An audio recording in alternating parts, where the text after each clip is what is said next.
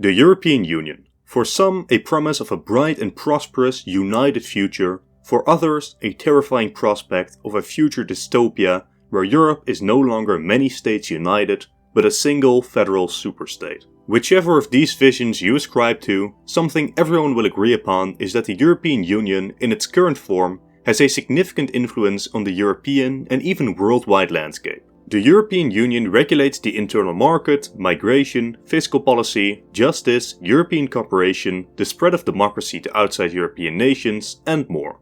Every single European nation, whether they are a part of the Union, the larger economic area, or not officially associated at all, the very existence of the European Union fundamentally impacts their laws, economies, and government structures. And even on the world stage, the European Union is the largest, heavily regulated market. The only larger consumer market is the US, but the European Union is a lot more involved in regulating their market and prescribing certain standards on companies to make sure they follow the European rules. This causes the so-called Brussels effect, where if the European Union standardizes something for an industry, the rest of the world simply follows. Because the European market is so large, it's easier for companies to apply European guidelines worldwide than to make specific altered products for the European market specifically. But the European Union in this form is a lot younger than most people, at least of my generation, seem to think. The European Union feels like a fact of life in Western Europe. Ever since my generation developed consciousness, the European Union was simply there. But the European Union, in its modern form, was only founded in 1993 as the European Community, making the current structure of the European Union only 29 years old.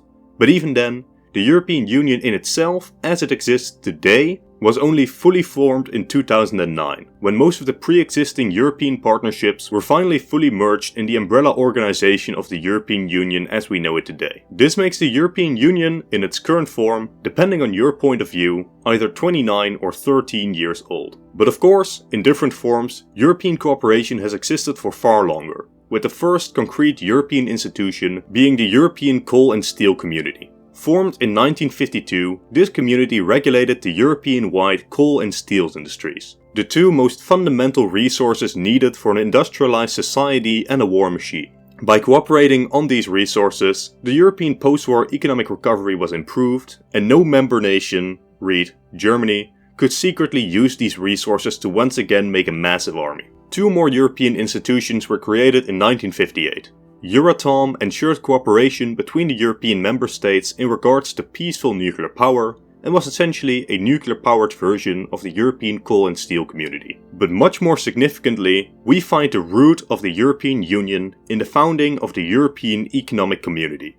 This economic community was a more comprehensive economic partnership between the member states. Over time, the member states standardized their economies and eventually even fully abolished tariffs between the member states. In the following decades, the European Union would slowly but steadily continue to form into the form we know it today. Slowly but steadily, more institutions, more comprehensive partnerships, and more nations were added to the European project. Until we reach today, where we have the European Union cover most of the European states in a comprehensive and formal partnership, a long way from the small coal and steel community it once started as. But this raises a question. What if we take away these decades of the European Union slowly building up their authority and areas of competence, slowly growing from a partnership about coal and steel into a full supranational organization? What if we take the post-World War II desire of European cooperation and take it to the next level, forming a European Union-like organization during the 50s, making the intention behind the initial partnership between the Benelux, Italy, France and West Germany just as intense as our current day European Union is. How do we make this happen? Our starting point would probably be getting France and the United States on board with this idea. While France was no longer a worldwide superpower and they were devastated by the war, they were still clearly the dominant power in Western Europe while Germany was still under occupation. Whatever union we make happen in this timeline, France would be the dominant European power behind it. Then the reason America is significant should be obvious. They are the strongest nation on Earth and they are actively involved in the rebuilding process of Europe in an attempt to build strong trading allies and prevent the rise of communism on the continent. In the initial decade, America has the potential to make or break any European partnership. And I don't think it would take much to convince the US and France to make this more comprehensive European partnership. For America, uniting the willing European states under this European Union would be a great way to help the European economic recovery, while also uniting Europe against potential Soviet attacks, both militarily and politically. It wouldn't be a stretch to have the American leaderships vocally support this project. As for France, they could see this European project as the perfect way to deal with the German issue. As the occupation of Germany cannot last forever, there is a distinct fear that a rebuilt Germany could try to dominate Europe again, which is why the European coal and steel community was formed in our timeline, allowing France and others to have oversight over the German economy. For France, deeper European partnership would be a way to have a form of oversight over Germany in a political sense. This partnership would give France power in Europe while also giving them an avenue to make sure that Germany doesn't try anything funny. So that's the basis for the political support needed to form the Union. But this still leaves the ideological basis for the Union. And luckily for us, this was also very much present at the time.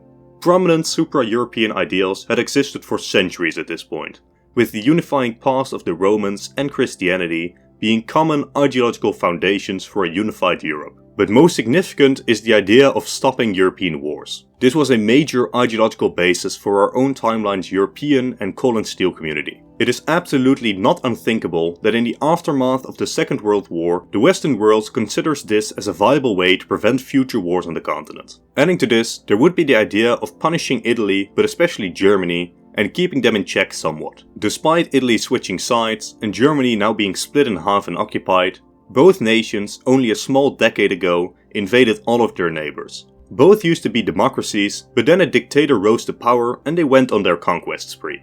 The founding of a European Union would be a way for the other European powers to have oversight and control over the for now unproven democracies of Germany and Italy. So let's now look at the initial member states. We have Belgium, Luxembourg, the Netherlands, France, Germany and Italy. Upon the initial founding of the Union, votes would be done in two main ways. Some votes would require every single nation to agree, while others would only require a majority of member states to agree. This way of voting also ensures that the victims of World War II, the Benelux and France, always outvote Italy and Germany by 4-2. Upon the discussion and the founding of the European Union, this would be France's talking point, essentially giving the previously occupied nations some authority over their former oppressors. Discussions about the founding of the Union would take place during the 40s, potentially initiated by Churchill, who was a vocal supporter of a unified Europe. But Britain itself would get out of the picture after Churchill lost the premiership, leading to France taking the initiative from them. The US leadership supports the initiative, and somewhere in the late 40s, early 50s, Germany is reformed as a nation on the same day that the European Union is declared. But despite all the planning and the outlines being there for the Union we know today, for now, it's little more than a declaration. Essentially, a guideline is set of where the European member nations want to go in their partnership, but at the start, it would be a weak organization. Plans and institutions are thought up, including a European Parliament and many other institutions, but realistically, these would be mostly useless in the first couple of years. All participating nations are still a bit uneasy about actually giving up sovereignty to this pan-European organization. But the blueprint for the deeper union is now there. Even if initially underutilized, the potential for future growth is there. But initially, the partnership would focus on the thing on the mind of just about every member nation: their struggling economy. The world wars only just happened, and the European nations were seeking not to just rebuild, but to improve on their foundations. One of the earliest concrete partnerships that happens through this new European Union is in the economic sphere. During the 50s and early 60s, the European Union quickly grows closer and closer in terms of economy, slowly eroding the internal barriers between the 6 member states. Then during the late 50s and 60s, as the economic partnership proved extremely beneficial for the rebuilding economies, this momentum can carry through to the political theater as well. The European parliamentary elections start being taken more seriously, and the member nations meet often to discuss policy. The first major non-economic European laws start being enacted during the 60s, and the European nations continue to break down their internal barriers, enacting open borders with each other, working together on border policy, starting to discuss a unified monetary policy, currency, and even a unified military structure within NATO. In our timeline, the European Union discussed a unified European army, but it quickly fell apart during the 50s, as there was little political willpower to do so during the Cold War. But with the momentum from the ambitious outlines of the European Union signed in the 50s, and the European economic boom largely attributed to this European partnership, it is possible that some form of a European defense force is formed. Especially under Charles de Gaulle, with France leaving NATO, it is very possible that an EU army comes on the European agenda. Maybe a deal is even reached where France rejoins NATO in exchange for the European Union armies operating as one under the NATO banner. In a similar vein, with the huge successes of the early market, economic cooperation and more, it is very possible the euro as a currency is discussed and introduced much earlier, unifying the member states' economies even further. So now we have a much more unified European Union going into this alternate timeline. But something is missing. The map feels somewhat empty. The European Union in our timeline wasn't just the initial 6 member states, but it expanded to the point of being close to a continental-wide organization. What does expansion look like in this alternate timeline? Well, joining in this alternate European cooperation would be a lot less appealing to the non-member nations. In our own timeline, most of the democratic and capitalist nations joined during the Cold War, most importantly with nations like Britain and Spain being added to the Union. They joined the European partnerships before there was any concept of a European Union. There was not yet a major idea of sovereignty being lost to Brussels. It was simply a smart economic move for nations to join this European partnership.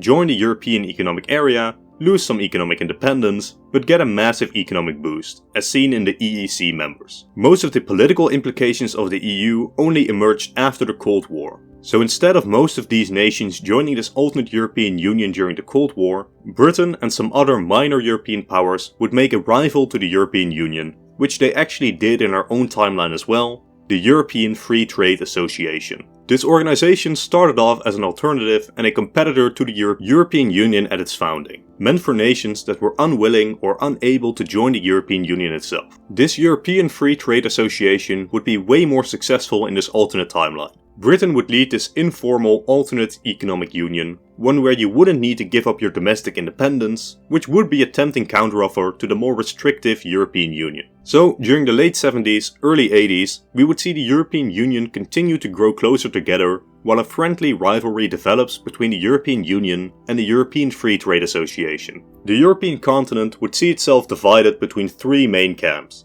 There is still the separate Eastern Bloc, but the Western Bloc would not stand united under a European umbrella. Instead, Western Europe on the whole is worse off, since cooperation has now been replaced with competition between rival economic blocs. But then, the Eastern Bloc falls. This would send the continent into disarray. The European Union at this point is still just a union of 6 states, with maybe 1 or 2 extra members. The EU is small and uniform, making cooperation relatively easy. Compare this to our own timeline, where in 1992 the EU already had 12 members and by 1995 15 members. These added members make the European political machine slower and more difficult to navigate thanks to each nation's vetoes. But at least until 1995, all the member nations had relatively developed economies and democracies. But then, 10 new nations joined the Union in 2004. The former Eastern Bloc nations would still push for this to happen in this alternate timeline. As the Eastern Bloc had fallen and the former Warsaw states were now seeking integration into this alternate European Union, there is one big issue. There is no way the Benelux, Germany, France or Italy would just allow the Eastern Bloc to join. Under the framework of the EU as they know it, it would simply give away too much power and influence to these new Eastern European nations. So there are 2 options for the scenario to go from here. The first option is the exclusive union. The European Union, with its 6 or perhaps a couple more member states, remains small. They continue to integrate internally, continually moving this more compact union into a more comprehensive whole. A big boost for these nations, but they do leave the rest of the continent behind. The European Free Trade Association is likely to pick up the slack of the European Union by expanding their economic agreements across the Eastern Bloc. But the economic power of the European Free Trade Association, with its unconnected member states, is not comparable to the full might of the European Union of our own timeline. And on the whole, the European continent is way more divided in our timeline, and likely poorer as well, with especially Eastern Europe having way weaker economic growth. The alternative option is for the European Union to have realized, much like it did in our own timelines 1992, that the European Union as it stands isn't capable of such reckless expansion eastwards. It needs to reform. Maybe the voting system gets changed, so the richer or bigger nations get a larger say in the voting, while removing the veto system. This would protect the Western nations and keep them dominant within the new union. Alternatively, the European Parliament could be reformed to make the European Union into a much more comprehensive European superstate, removing the veto right altogether. But this proposal may just be too radical for the Eastern Europeans to consider joining, as it would essentially mean giving up a lot of sovereignty to join this European superstate. Exactly how Europe would reform is impossible to say, but only if Europe reforms significantly is there any possibility of future EU expansion. But that's it for this scenario. Let me know in the comments how you think the scenario develops from here. If you enjoyed the content, consider subscribing for at least one more alternate history video every week. To help the video grow, consider leaving a like and a comment. It really helps out against the algorithm. Even just commenting something simple like hi helps the video out massively. Again, thank you all for watching, and a special thanks to these patrons who help me dedicate more time and effort to the channel by supporting me monetarily. To help the channel and get early access to videos whenever I complete them myself, consider supporting me there. I try to be 2 weeks ahead of my recording schedule, so if all is well, you should always have 2 more possible history videos to watch ahead. Again, thank you all for watching, and goodbye.